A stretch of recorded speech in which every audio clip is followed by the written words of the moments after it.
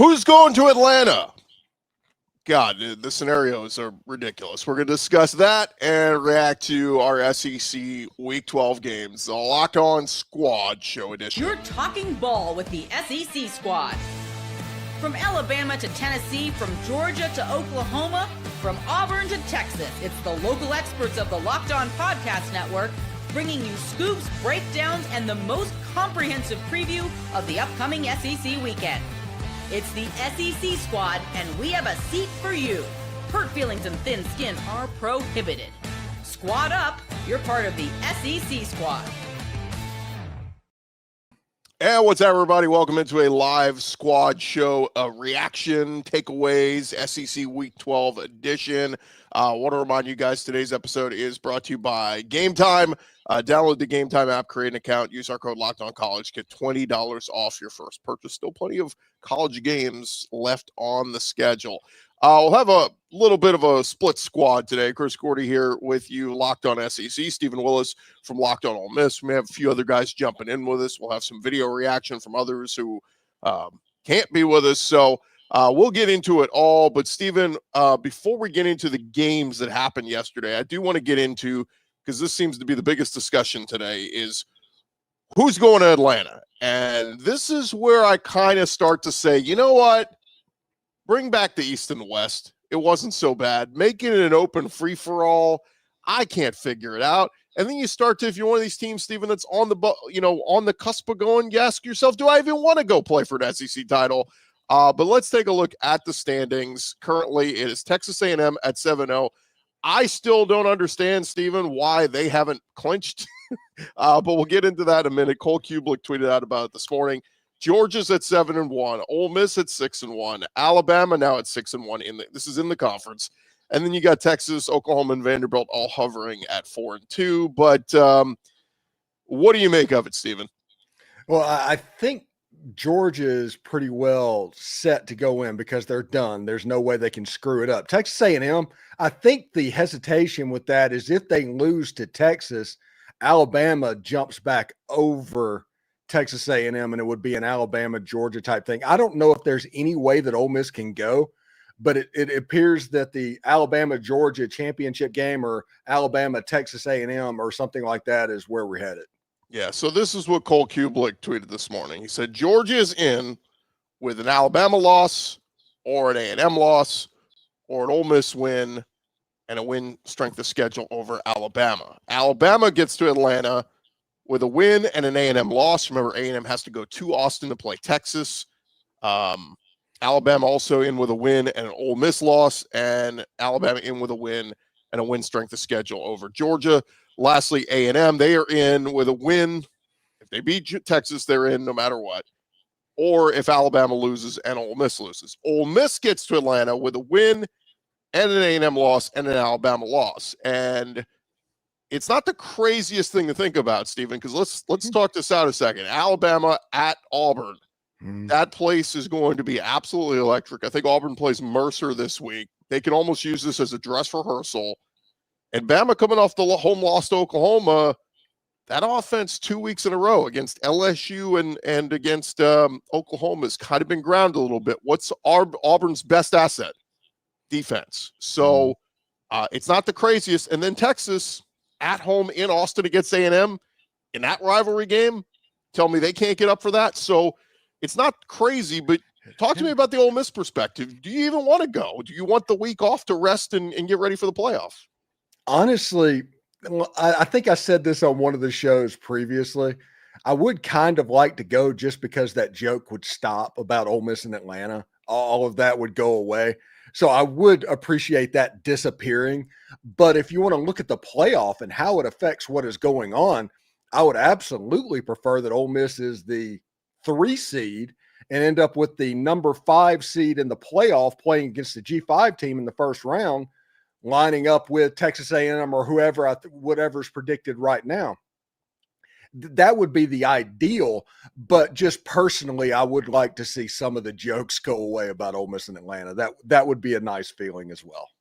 Well, and I said it before. I mean, look, the Alabama Georgia thing is great, but you know, I'm also kind of like, look, I'm always like underdog and new blood, it would be cool for A&M and Ole Miss to get there. But again, I don't know how that works at this point. I think Georgia is in a pretty good spot to get in, regardless. But yeah, it's an interesting world we live in now with the 12-team playoff, where you say, yes, if you get to the SEC championship game and you win, you obviously get the first round bye, and that's awesome.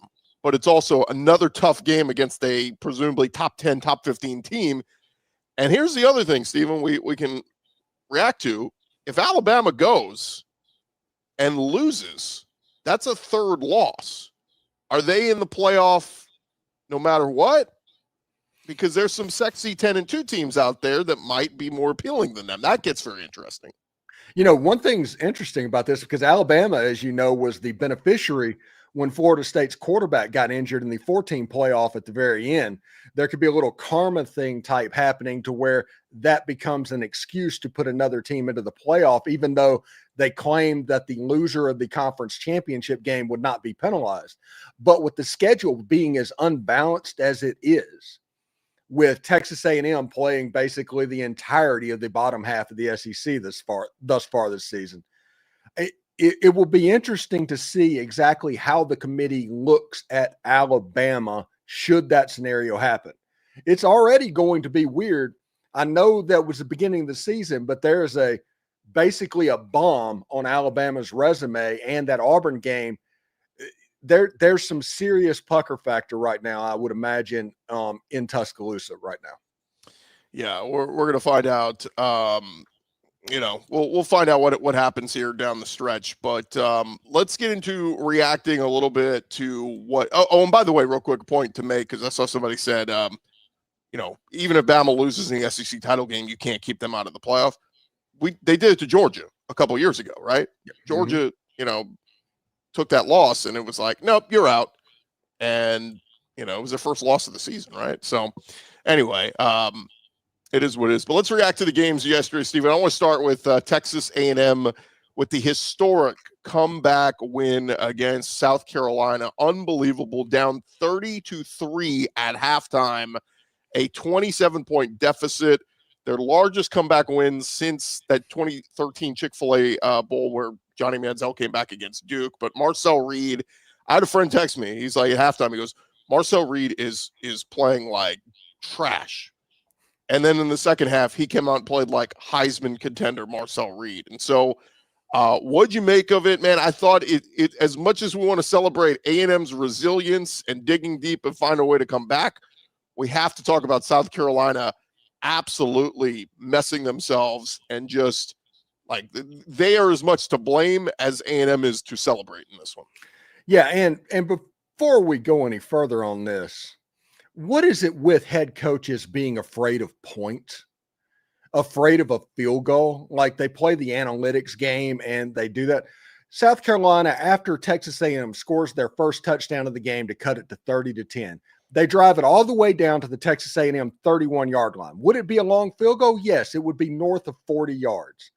But there is nothing in football that changes the momentum like a fourth down stop.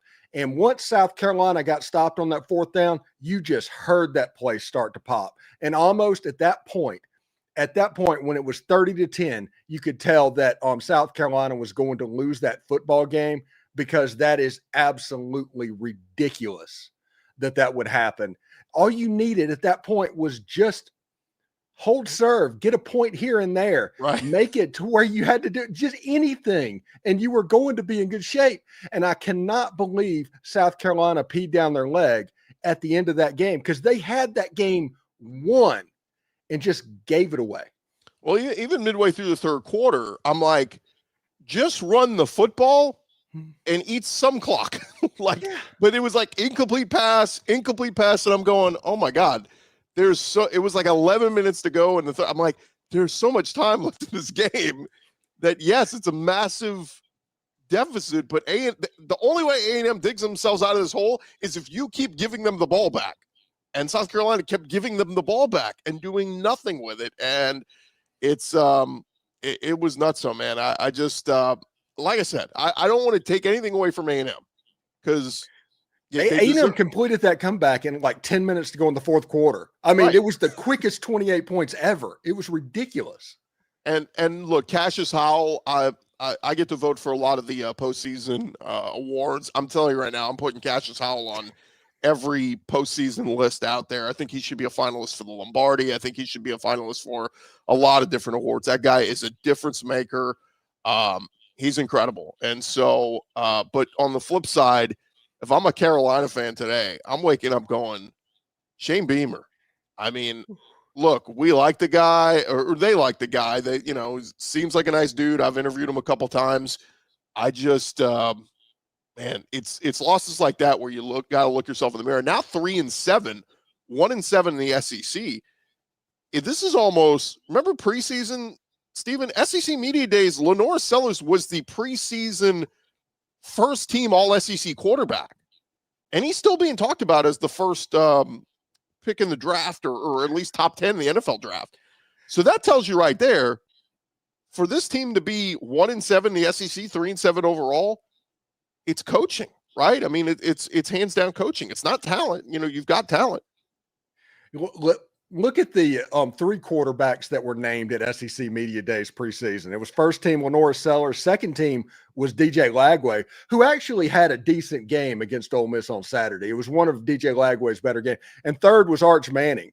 It's just funny to think about all of the hype in the offseason and how it got built up and how it ended up actually playing out, to where Ty Simpson, Diego Pavia, who even thought that Trinidad Chambliss was a thing at that point. I mean, it's crazy to think about, but we're going to do it all again too. Now we're going to create all the hype and talk about all the storylines for 9 months after football season. Again, we're going to do this again, but it's kind of funny to look back and go, man, there's so many people that were just so wrong, just gassing up these quarterbacks.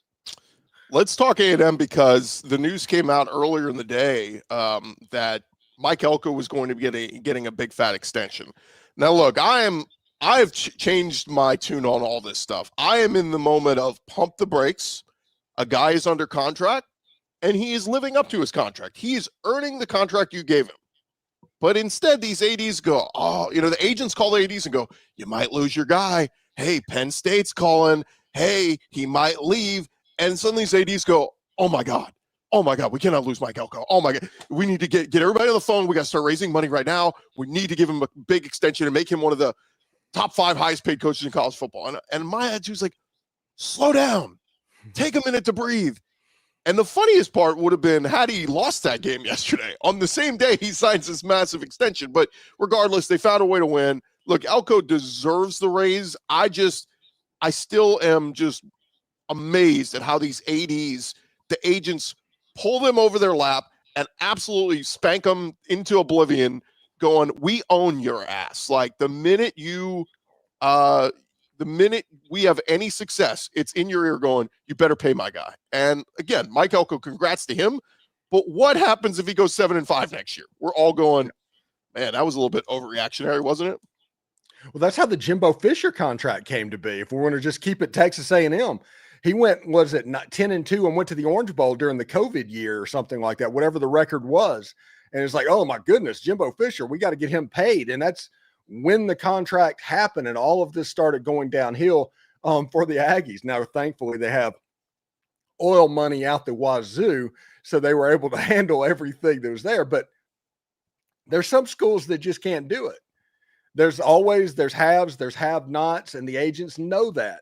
And the haves they use against the have-nots to think they're going to take your coach, and there's no proof that it's going to actually happen. All you can do if you are an AD. Let's talk about the Lane Kiffin situation that's going on right now, okay? All these people are coming in and after Lane Kiffin. All you can do is put in a competitive offer, put your best foot forward, and hope for the best. It doesn't matter all the media narratives that are going on, people carrying the water for what they think's going to happen, stuff like that. No, just put your best foot forward, make a good offer, make that offer publicly known, and then let the chips fall where they may. I should mention here that just kind of looking at AM's schedule next year, they will get Arizona State will come to Kyle Field. We'll see what they look like if Kenny Dillingham is still there. Their road games next year are at Alabama, at LSU, at Oklahoma, at South Carolina, at Mizzou. So you have 5 true road games in the SEC. And then home games against Texas and Tennessee and Kentucky and Arkansas. I'm just telling you right now, Steven, that like the whole Texas 8-4 joke, like it could come back down there. And maybe Aggie fans are fine with that. Like if they make the playoffs this year and they make a run, I mean, look, they could even win a national championship the way Marcel Reed's playing. But like, I'm just saying, like, we tout all this up. Don't expect Elko to go 10-0 again next year. Like it's going to, the means are going to come back down because look at the schedule next year. And that's everybody saying about their schedule this year was on paper, it looked tough coming in. And then as the season played out, South Carolina wasn't as tough. LSU wasn't as tough. And all their wins have come from the bottom half of the SEC. And again, it's not a criticism. It's an observation. I'm not trying to demean the Aggies. We're just saying, yeah, you avoided a lot of those the top tier teams in the SEC this year, and that's fine. Yeah, their biggest game, obviously, in the top half team, you're going to face Texas in Austin at the end of the season. And honestly, that is going to be the litmus test. We know what happened against Notre Dame. I'm not taking that away at all early in the season, but that'll be the litmus test of what's going on. And if they make it to Atlanta, then you're going to get either likely Alabama or Georgia or maybe even Ole Miss or something like that, and you're really going to be tested as well. So you're going to know what you have going into the playoff. I do not know that Texas A&M knows what they have right now. That's the weird thing, because the same performance that they had against Notre Dame and South Bend, they did the same thing in Fayetteville against Arkansas. So it's like, which way does it need to go? But I will be impressed. I like Marcel Reed. It's fantastic. His dad actually follows my show because he used to be an Ole Miss commit. He still does that, sends me DMs all the time. I like what's going on. I like the trajectory that Marcel Reed is on right now. But do we actually know that he is there, or is he still building, if that makes sense, Chris? Yeah. And look, he's probably, I mean, what is he, a redshirt sophomore? I mean, I think he'll be back next year. And A&M could be even better offensively. So, I mean, even though the schedule was much tougher next year for A&M on paper, you know, who knows? You know, is Arch Manning back at Texas? We assume. I mean, there's a lot of things to assume about next year. Let's get into some of the other games here in just a second right here on Locked On SEC Squad Edition.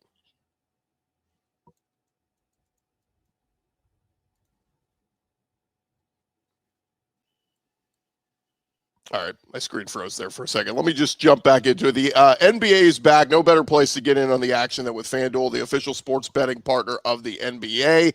Even if you miss the start of a game, you want to ride the hot hand. FanDuel has live bets on everything from who will score to fourth quarter comebacks. Plus, you can even combine your live bets into a same-game parlay for a shot at a bigger payout.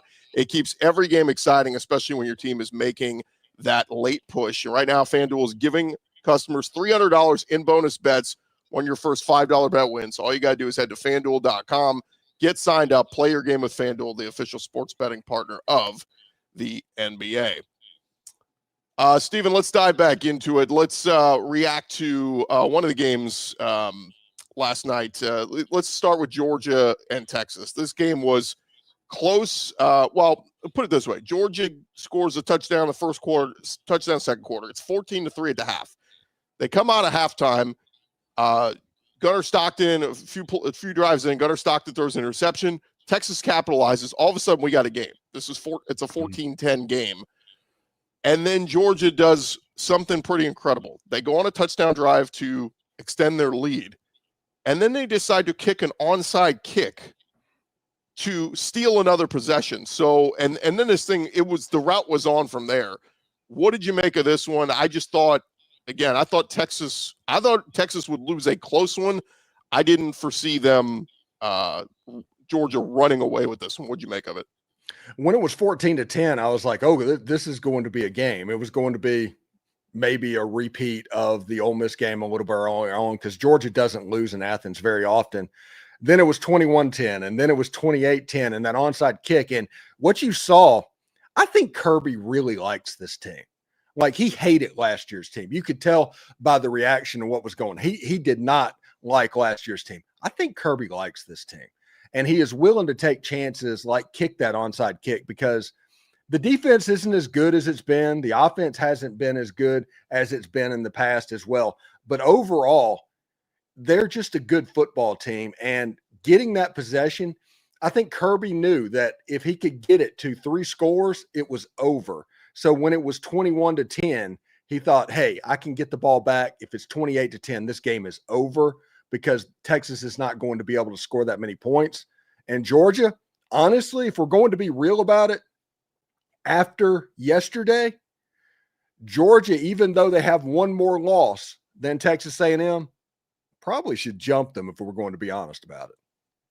Yeah, it's and here's the tough one because I was saying coming into this one because there's some Texas fans talking about it. Michael Taft said after the game, they said, is this still a playoff team? He said, yes, hands down, we're still a playoff team. They're 7-3, 4-2 in the SEC. If they beat A&M the last week of the season, rivalry game, it's in Austin, it would be A&M's only loss on the season. So I think, and that's a top 3. We'll see where A&M's ranked at that time, but top 3 win on their resume going in, finishing the regular season.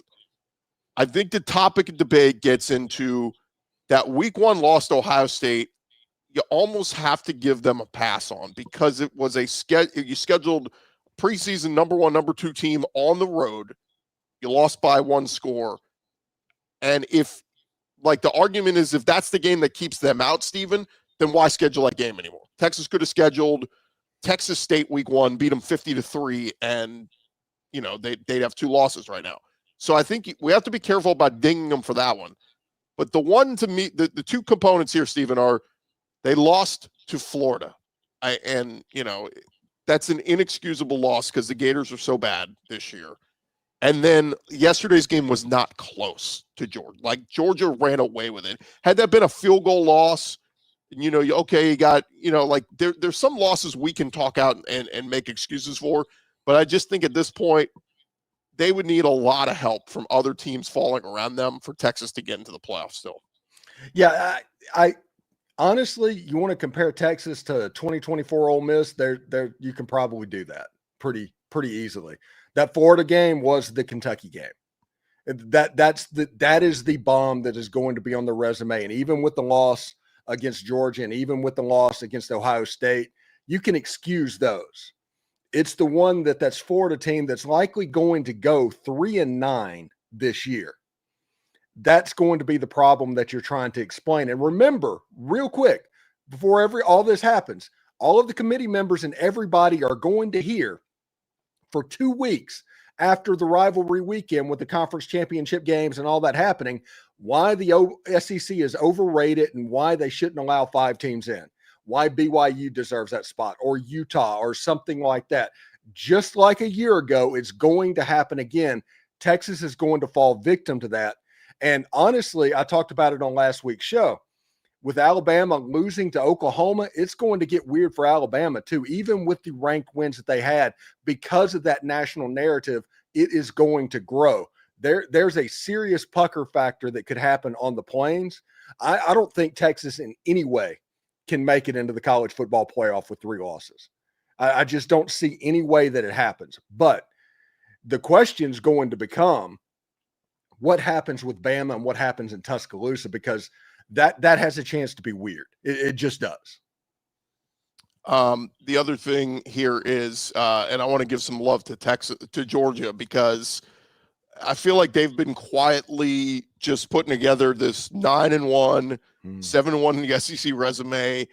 Every week we're like, they're going to play a full 4 quarters. We still haven't seen it yet from Georgia.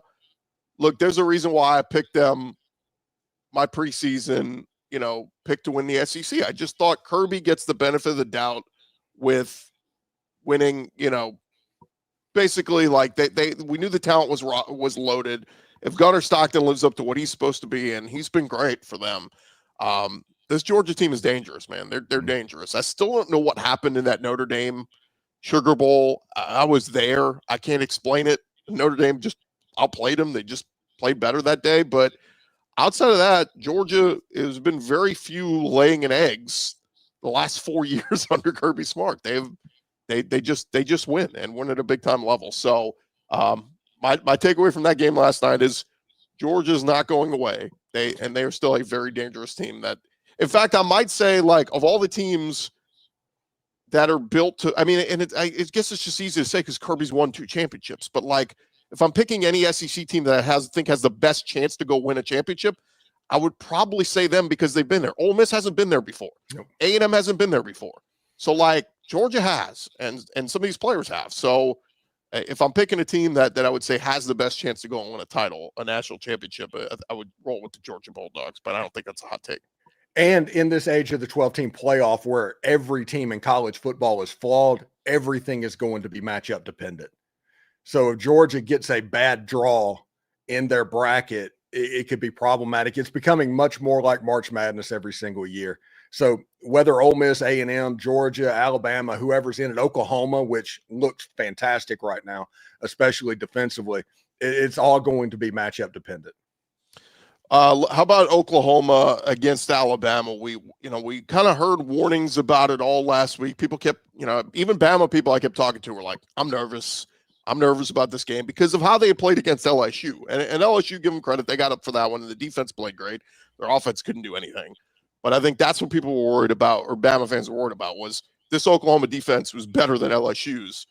They're coming in here. If they stymie our offense, what if their offense does enough? And the crazy thing is, you look at the stat line, Bama had like double the yardage and everything to get. The offense was there for Bama. It was not there for Oklahoma. But the most important stat, turnovers. Bama turned the ball over 3 times, and that was the difference maker. Oklahoma capitalized, and they win at 23-21. But pretty shocked. The black hoodie myth goes to rest now. Kalen DeBoer loses for the first time in the black hoodie and loses at home for the first time since he took over as Alabama head coach. Yeah, and it's interesting. This Oklahoma team was without their best pass rusher too. That's something that needs to be remembered. Mason Thomas. Yeah, and whenever they threw the pick 6, I was like, oh, this game is going to get weird. Somebody in the comments is talking about Taylor Wine, and he made an impressive play to block that field goal, which turned out to be a game-winning type play, because I don't know if that kick was going through, but that block changed the trajectory, and that allowed momentum going into halftime for Brent Venables. They got a field goal to start the second half, and then it was just like, hey, let's let this defense run. Ole Miss, for all of their stuff going on, whenever they played Oklahoma, they intentionally slowed it down so that the ball was snapped and adjustments was after 15 seconds because the helmet communication got cut off, because Brent Venables is so good at diagnosing what you do.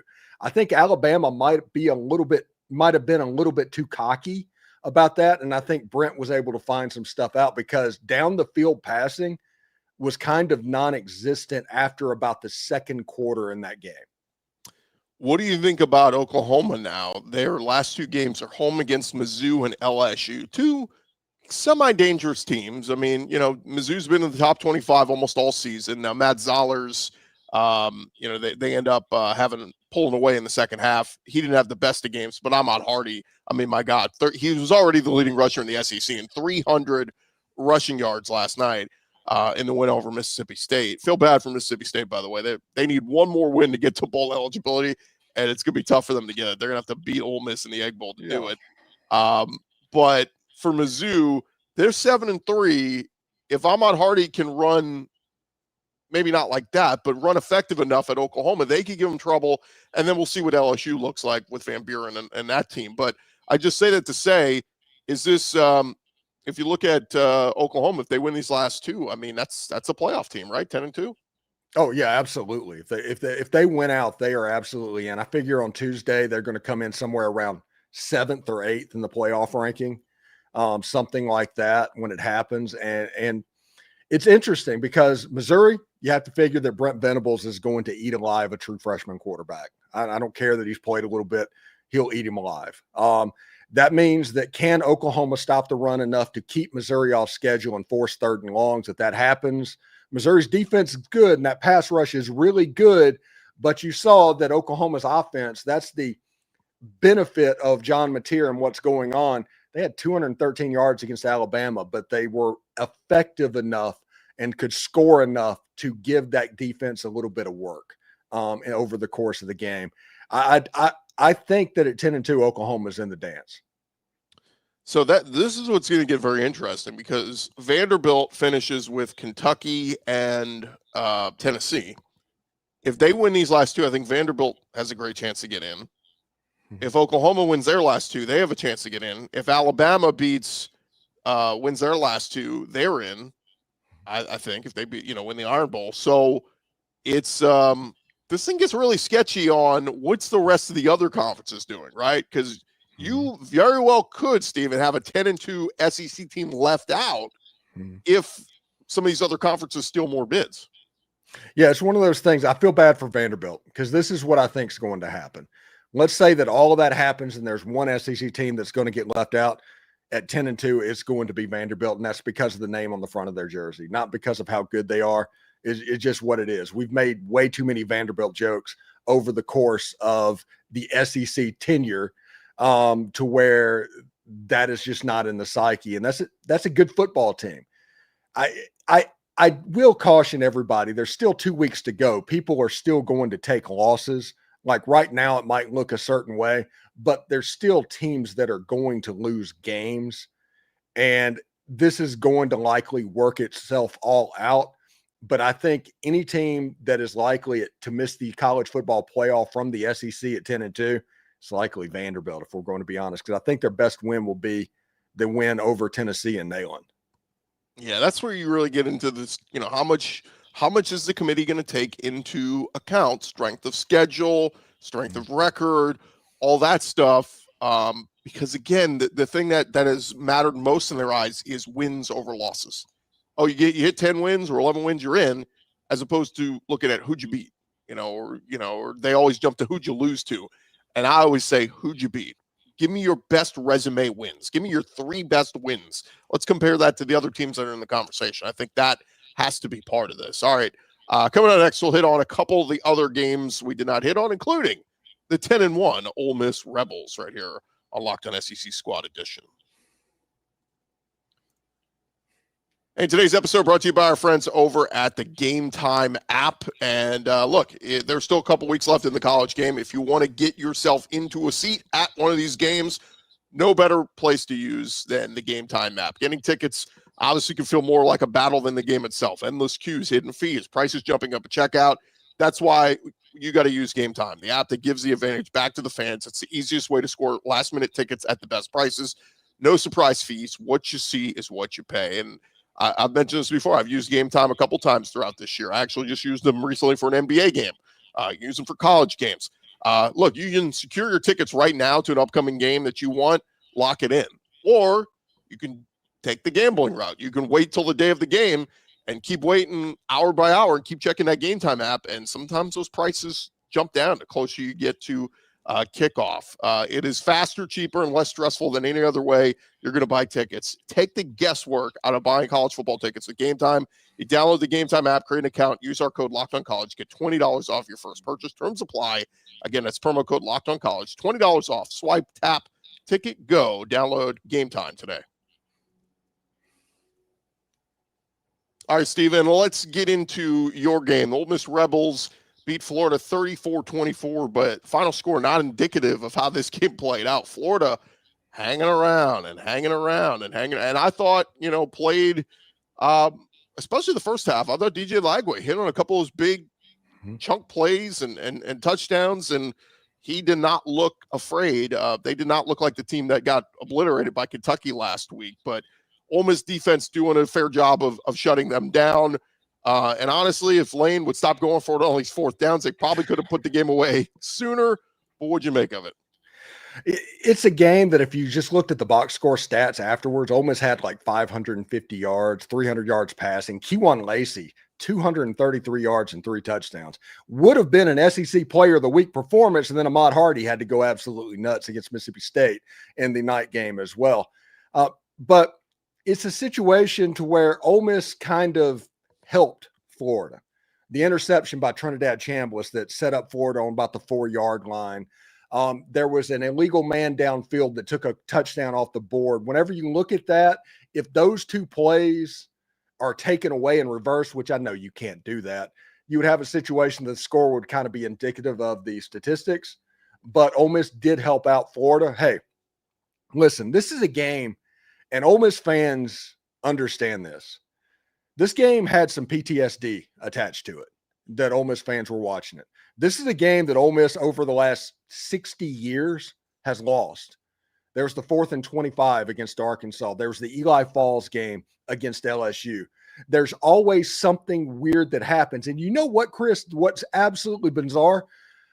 Florida almost had a prayer at Jordan-Hare moment at the end of that game. A deflected interception that almost went directly to a wide receiver that was behind the last person, that Florida was going to take it into the end zone potentially. It is absolutely weird at how this stuff happens. There is scar tissue that Ole Miss had to get over. And that's the reason on my show, I was like, hey, all of you blue bloods, Alabama, LSU, everybody that's doing this, y'all might decide to laugh at what's going on. But this is the biggest game in program history, and it has nothing to do with who Ole Miss was playing. It had to do with the demons that Ole Miss was playing against. You're talking about the situation. They're in the situation. You win this, you're basically a lock for a playoff. Yes, it had nothing to do with the matchup. And Ole Miss being able to do that, Kejuan Lacey carrying this Ole Miss team to 10-1 and setting up a game against the Mississippi State Bulldogs for the battle for the Golden Egg. This is kind of rarefied air. Now the Mississippi State game becomes the biggest game in program history because this is all about the playoffs and getting there. And if Ole Miss hosts a playoff game, I don't care if it's Tulane coming in. I don't care if it's Georgia Tech. If there's a game in Oxford, Mississippi on December 19th or 20th, it is the biggest game in the state of Mississippi college football history. Go ahead. Yeah. I'm just saying, we recognize that what's important for us, it might not be important for everybody else, but it's going to be a pretty big game. I'm glad that Ole Miss was able to exercise those demons a little bit. Give me the vibe and give me a percentage chance. 11-16. This is November 16th. Give me your percentage chance on a scale of 0 to 100. Percentage chance you believe Lane Kiffin is coaching in Oxford in 2026. It's 50-50 at this point. I honestly believe that. He's not. The reason it's 50-50 is let's be real about this. Let's be logical for what's going on. Let's say that Ole Miss makes the playoffs. Lane Kiffin's not going to take another job. He's not going to sign a piece of paper. He's not even going to let it be known that he's going to another job until the clock hits 0 for the final time in Ole Miss's season, which meant that Ole Miss, if they win their first playoff game, then they play on January 1st. If they win that game, let's say it's a Sugar Bowl against Texas A&M, you go on to January 9th. And at that point, whoever is after Lane, you've kind of waited out the time frame. I think that draw specific in this playoff run, should Ole Miss make it, is going to be absolutely huge. But nobody knows what's going on. He's so good at keeping his cards close to his chest and just kind of letting all the disinformation flow around, that anybody that is guaranteeing one way or anybody that's guaranteed in the other is probably likely wrong, honestly, at this point. Yeah, here's the tough part. You get to the week of December 1st. It's National Signing Day. It's the week of the SEC Championship. Let's assume Ole Miss isn't going to Atlanta. Let's say LSU and Florida reps are pushing Lane, going, we need a decision now. Is that, do they make it known he's going, he's interested or he's going to one of these schools? And then let's just say, for argument's sake, it leaks out there. Pete Thamel puts out there, I'm hearing rumblings that Lane Kiffin and LSU are in advanced talks, kind of like he did yesterday with James Franklin and Virginia Tech are in advanced talks. If you're Ole Miss at that point, do you allow him to? He doesn't coach. So you're pulling the plug right there. Right at the moment that comes out that he is going to go to another team inside the conference and coach a game, he doesn't coach another game for that team. Just saying advanced talks, though, not even saying it's announced he's leaving. No, it doesn't even need to get to that point. And you need to let it be known to Lane that it can't get to that point, or else we'll be forced to go into your contract and make decisions based off of that. I don't think it's going to get to that point. I don't believe it will, but if it does, yeah, you got to move on. You make Joe Judge the interim coach, you Charlie Weiss the offensive coordinator, Pete Golding defensive coordinator, and go to try to win a game. But you can't even have anything close to an advertisement for a competing SEC school standing on your sideline. I keep seeing people keep talking about, state law in Mississippi limits contracts to 4 years. I get all that, but can't they if they wanted to today, Lane could go to the Ole Miss administration and say, guys, I'm done flirting with these other schools. Let's lock it in. Let's announce today. At the end of this season, I will sign a long-term deal, or you guys will make me the highest paid coach of college. Like, they could make that announcement if they wanted to, because we're seeing it made across all the Matt Rule at Nebraska, what's his face at Rhett Lashley at SMU. Like, all these are starting to happen. So there's no reason why they can't come out and say at the end of the season, we will make Lane the highest paid coach of college football, and he's locked in until, he will die in Oxford. Like, he's there for life. So I just wanted to point that out, because I've seen a lot of Ole Miss fans jumping, there's state restrictions and all that. Nothing is restricting him from saying, I'm here for the foreseeable future forever. And he's on a 6-year contract right now. His contract is through the foundation. There's no limit on how long a foundation contract can be. So he's on a 6-year contract right now. Now, going through the state specifically is a limit of 4 years, but his through the foundation is a 6-year contract currently. Yeah. Look, if I'm a betting man right now, I would still put money that he stays. But I get there's a lot of smoke with Florida. There's a lot of smoke still with LSU. Look, those folks at LSU have been embarrassed the last couple weeks. They would love nothing more than to hit a home run hire. And again, they're going to have to make him the highest paid coach of college football. They would love nothing more than, and that'd be a huge win for LSU to get Lane Kiffin. I'll just say this. In 2016, I heard from multiple people, he was coming to Baton Rouge to come be the OC under Ed Ogeron, until Saban pulled the rug from under him and said, no, you're going to FAU. So in 2005, when Ed Orgeron came to Ole Miss, he was going to be the offensive coordinator for about a month, and then it just didn't materialize. Is that when he got the U.S.? Was he at U? I forget. Yeah, that's when I think that's when he got the USC OC job. Him and Sark doing their thing. I think.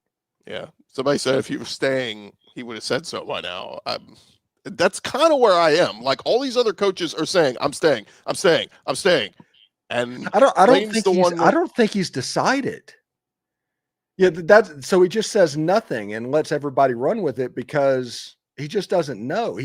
He could Tommy Tuberville it and pop up there and say the only way I'm leaving Oxford's in a pine box, right. And then it's something like that. I understand that it's a horrible thing. I understand the ego and the trolling and all of that stuff. It's just exhausting. But in my opinion, I mean, it's like I tell people, Chris, it's like the Dark Knight Rises, Bane says. Other fans that come in and start dealing with the Lane Kiffin experience, they're renting darkness. Ole Miss fans were born into it. We deal with this every single year.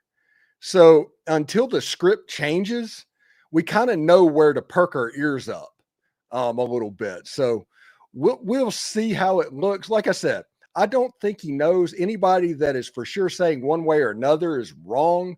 And anybody that's announcing a date on anything after the last time the clock hit 0 when Lane Kiffin's team is playing, they're also probably wrong. I'll say too, I don't know. I forgot what I was going to say there, but I want to live in a weird world where both Kiffin and Sark go to the NFL and just totally blow this whole thing up in the SEC. I think it could be really, really funny. Let's touch on a couple other games we didn't touch on yet. LSU survives Arkansas. I think that's the best way to put it. That was just an ugly game all around. We'd heard Garrett Nussmeier was going to be out, and Michael Van Buren ends up being the guy. It was sloppy early. He settled in as the game went along. Taylon Green played very well. But Bobby Petrino, man, I can't say it. Like, you thought Hugh Freeze was close. Bobby Petrino has been close every week with Arkansas, and they cannot get that win. It keeps eluding them. But I don't know how much you saw that one, Stephen. But, hey, look, LSU gets their 6th win. I was happy for Frank Wilson getting a coach as an interim coach at LSU, but just an ugly game. Don't rewatch that game if they replay it overnight. Yeah, and I'm gonna tell Ole Miss fans that are watching this, or anybody that has playoff interest that has played LSU, you want LSU to win games. You want them to be as good as they can possibly be. You don't want them to drop the game against Western Kentucky and be on Liberty Bowl watch. You want them to win games and move up the chart so you can build up your resume. Listen, Garrett Nussmeier hasn't been right all season. I was curious. I didn't see much about this game other than the score and the box score, but I was curious about Michael Van Buren and how the LSU offense would look. And obviously plays got made enough to win the game. Good for Frank Wilson, good for the LSU team and all of that. Maybe next week you kind of have a get right game against Western Kentucky and go with Michael Van Buren and just set it up for the future. I don't know if that's possible. I don't know what the plan is down there, especially with them getting a new football coach, but I mean, you at least have to give that a shot, right? Yeah, and that's what's funny about how LSU sees it. Like, nobody thought Brian Kelly was going to be fired this year, but a chance to, like, as I saw somebody say, hey, we could play spoiler against Oklahoma last week of the season. It's like, God, you went from national championship hopes this season to, hey, hope we could spoil Oklahoma's season. Like, at that point, it's just like, man, that's a far cry from where the expectations were. But LSU beats Arkansas 23-22. A&M with the historic comeback win over South Carolina 31-30. Oklahoma beats Alabama 23-21. We touched on Georgia 35-10 over Texas. Ole Miss 34-24 over Florida. I had this. Look, I got the multi-TV set up. I had Tennessee on. They beat the hell out of New Mexico State 42-9. Talked to a buddy of mine's Tennessee fan. He said the only thing was they still had some starters in late when they were getting blown out. One of their D linemen got hurt, and it was like the only thing I saw on that was like, Hype, what are you doing there? So anyway, they're 7-3.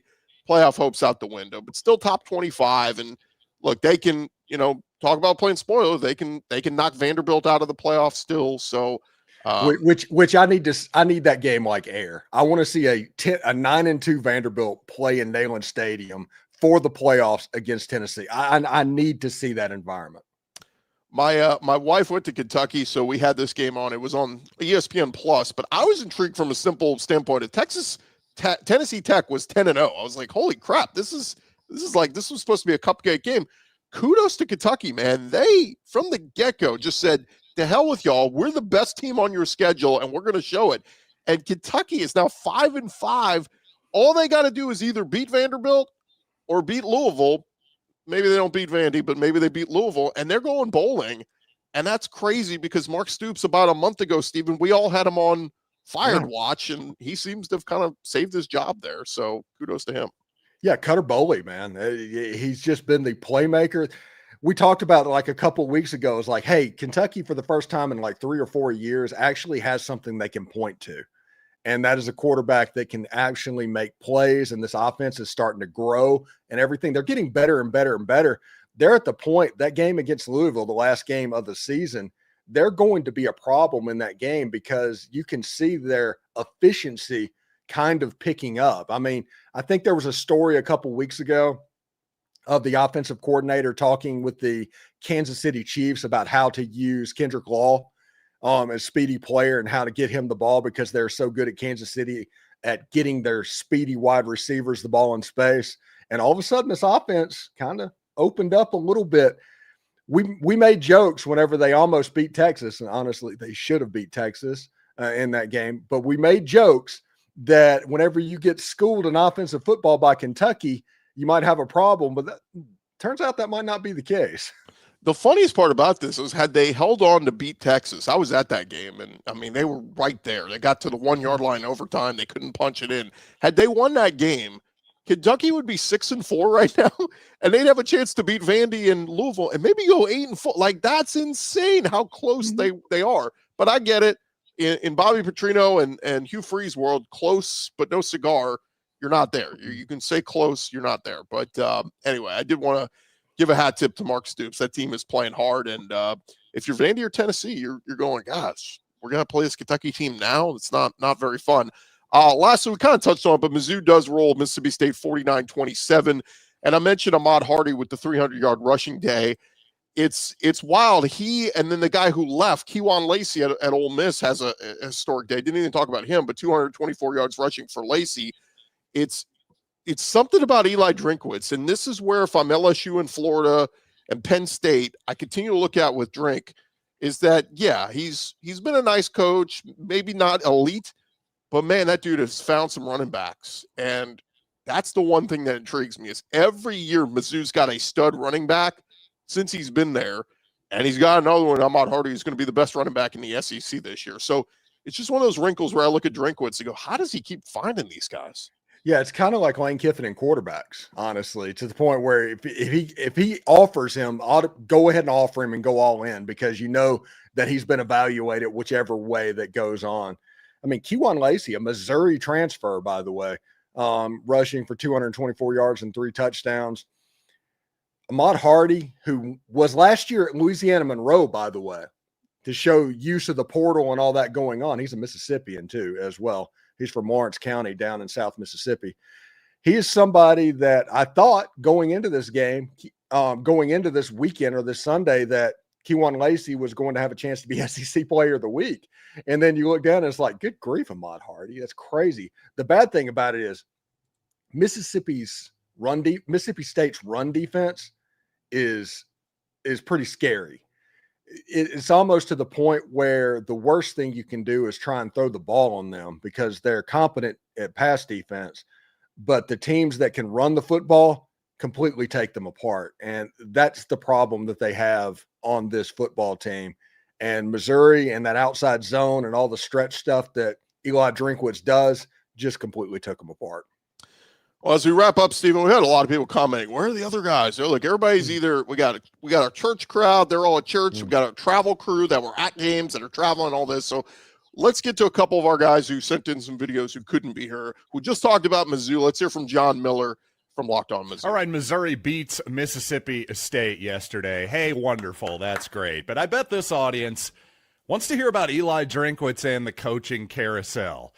I'll be honest with you, this whole time I've been thinking Drinkwitz was going to return to Missouri, but after some comments yesterday about the lack of, corporate support at Mizzou right now, I have to admit I'm starting to waver a little bit, or at least I'm starting to get worried that Eli Drinkwitz may be seriously listening to overtures from Penn State, from Florida potentially, from LSU, from Auburn potentially. Any of those jobs obviously could be enticing to anyone. It's been my assumption this whole time that Drinkwitz will return to Missouri. After yesterday, those comments are making me a little bit nervous, I have to admit, because while this could easily be angling by Drinkwitz, it does make you wonder how much actual corporate money, how many dollars can you actually get committed in 2 weeks' time, basically? That's basically the time frame here. In the next couple weeks, I'd say at the very least by next Sunday after Missouri's final regular season game against Arkansas, I think we're going to have a resolution to this one way or the other. And if you're a Missouri fan, obviously you'll want to keep Eli Drinkwitz around. And if it means money, I mean, gee, do I have any spare change around here or something? Hold on a second. I'm gonna go check my ashtray and see if I have any spare 20s and quarters out there or something. But until then, you know what? Follow Locked On Mizzou for the latest on Eli Drinkwitz and Mizzou football, YouTube, and wherever you listen to podcasts. John Miller keeping 20s in his ashtray. I need to go over to his house, man. That's pretty good. Making some bank. Just real quick, your thoughts is Eli Drinkwitz back at Mizzou in 2026? Eli Drinkwitz is in a similar position to me as Lane Kiffin, to where they just give him whatever's necessary to keep him, and he's going to pay him extremely well. And if he wins 10 games a year like he's been doing, they're going to put a statue up to him. I don't know why he would want to go into that Penn State blender or any of these bigger programs. I'm not 100% sure. But the difference is Eli Drinkwitz hasn't done that before when Lane Kiffin has. Lane Kiffin did Tennessee. Lane Kiffin did USC. He saw how they operated. Eli Drinkwitz doesn't have that on his resume yet, so we'll see exactly how it goes. Let's hear from Eric Kane, Locked On Vols. Hey, what's up, everybody? Eric Kane, the host of Locked On Vols, and Tennessee wins 42-9 yesterday against New Mexico State. Again, this is a game that had no juice. Tennessee played like that, coming off a bye week, heading into New Mexico State, which is your November cupcake, and then obviously coming off the loss to Oklahoma, which essentially knocked yourself out of the college football playoff picture. No juice. Tennessee played like that. 3 first-quarter touchdowns, but sandwiched around a couple of first-half interceptions. Second quarter was brutal. Tennessee's defense gave up 9 points, which is really solid, especially in a game like this. But they gave up way too many first downs. Gave up too many yards through the air. And Tennessee did force a couple of takeaways, which is good to see. But it's kind of like Tennessee won 42-9. The game was never in jeopardy. The game was never lost. Tennessee was never losing this game ever. But, there's more things to pick apart in this game, because this game should have been one of those where, hey, you're picking up confidence, feeling good about yourself because you're going on the road to Florida. And I understand Florida's record-wise not a good football team, but Tennessee's not won in the swamp since 2003. So you wanted to pick up some confidence, feel good about yourself, and play some clean football heading into a showdown in the swamp next week. And Tennessee, in my opinion, didn't accomplish that, plus a couple of key injuries in this football game, which you never want to see, especially in a game like this. So, again, Tennessee won 42-9. The game was never in jeopardy, but a very ugly football game, and not inspiring football, to say the least. We'll talk about it all week long right here at Locked On Vols, and, of course, get you set for Tennessee and Florida right here on Locked On Vols. The Eric Kane, I think, from his church parking lot there. So appreciate him sending that one in. I did see something interesting, Steve, somebody floated out there. Why have we not heard Josh Heupel's name thrown around? Because there's been some Tennessee fans who were, maybe he's not the right guy. He can't get us over the hump. And he took a step back, made the playoff last year. And look, we said this the day they kicked Nico Yamaliava off the team. Kudos to Joey Aguilar. He's been awesome, but I thought Tennessee to make the playoffs was going to be a long shot anyway. So I just think it's kind of funny that there's some Vol fans that are unhappy with him. But I am curious why, if you're Heupel's representation, why not float your name out there for some of these other jobs? Well, I think Tennessee's a really good gig too. I mean, if you look at the Venn diagram of better jobs than Tennessee, there's not many of them. 100,000 seat stadium, all the money in the world. They like to play in the transfer portal market and all of that stuff. I think that has something to do with it. I also think that his style of offense is quirky enough that it might turn off some boosters with what's going on, because you don't really understand it, because you think he just tries to throw it around, but he's actually a run-dependent offense a little bit. I don't know why he's not around. Now, I wouldn't take anybody serious online that is saying, hey, we need to get rid of Heupel. He can't get it done, because that doesn't make any sense at all. But I think Josh Heupel might just be happy at Tennessee, if we're going to be honest, to where he's just told his agent, is like, hey, let's just take a year off or so and see what happens. Lastly, before we call the show, let's hear from Jay Smith, the victorious Jay Smith, who is in Tuscaloosa, heading back home with the big win for Oklahoma. I know y'all hate to see me. Yeah, I had to do that. Oklahoma pulls out the W against Bama, 23-21. I'm here in Birmingham, Alabama, so I will not be there live for you, unfortunately. I'm so sorry. I don't get to hear me yell and lose my mind. I do have things I need to say, though. Can we get a little respect on our name? That's all I ask. That's all I ask. No, it wasn't beautiful. It was pretty ugly of a win. But it was pretty consistent with the way this team has played all season long. We now have a 8-game sample of this, what this team does. No, 10-game sample. I'm sorry, 10. I can't do math. Why? Because I don't have a voice. And because I don't have a voice, I can't do math. I know it doesn't make any sense. But I'll say this, though. Oklahoma pulled it out. The defense showed up fourth quarter, only giving up 40 yards total. Really making Ty Simpson and them think harder than they wanted to. That was an epic battle between Kalen DeBoer, Ryan Grubb, and Brent Venables. And I agree with BV that as epic of a battle it was, no one deserved to lose that game. But the good thing is Oklahoma won. So it's all that matters. Our playoff destiny is in our hands now. I just need us to not fumble this bag. I'll see y'all. I should see y'all at the squad show. I should. There's no reason not to. So y'all be good. Drink your water. Eat your vegetables. Jay is signing out from Locked On Sooners. So there you go. A little bit of a victory lap there for Jay. I don't know what hotel he was staying at there, but they got to tuck those cords away, hanging down from that TV. On the way out here, Stephen, coach's poll just came out. Alabama number 10.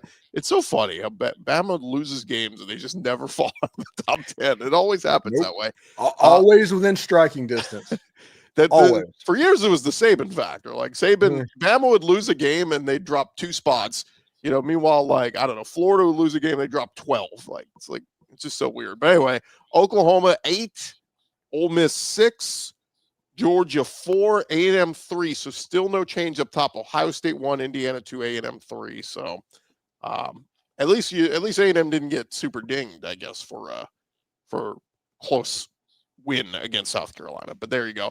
That's going to do it for this edition of our Locked On Squad edition. Thanks to Stephen Willis. And again, unfortunately, we couldn't get the rest of our guys on here. But a reminder to check us out, Locked On SEC or Locked On Ole Miss, Locked On whatever your favorite show is, on the Locked On Podcast Network, part of covering your team every day.